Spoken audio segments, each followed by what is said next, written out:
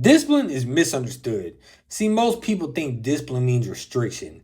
They think it means you can't enjoy life, you can't be spontaneous, you have to live by some strict routine that takes away all your freedom. But the older I get, the more I realize the opposite is true. See, a life without discipline does not create freedom at all, it creates confusion. Because when you move based on how you feel, your life becomes unstable. One day you're motivated, the next day you're distracted. One day you're locked in, the next week you're starting all over from ground zero. That is not freedom. That is being controlled by your emotions. See, discipline, it gives you structure. It gives you direction. It removes the constant battle of trying to decide what to do next because you already know what needs to be done. You stop waiting on motivation. You stop negotiating with yourself. You stop letting your mood decide your future.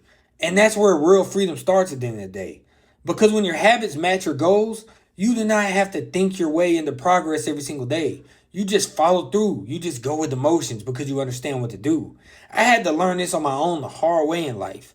I had a vision, I had ambition, I had talent, but my execution was not consistent. I started something with energy, but then I would lose focus. I jumped to something else and then convinced myself I was still being productive because I was always moving, I was always busy. But movement without structure is not progress. Sometimes it's just distraction wearing a disguise. Discipline is what turns motion into direction. And once you understand that, you stop seeing discipline as some form of punishment that so many of us look at it as. You start seeing it as protection. Protection from wasted time, protection from inconsistency, protection from being the person who had the vision but never built the habits to match that vision. Discipline does not take your freedom away. Discipline is what gives you the freedom to become who you said you wanted to be. And that's facts.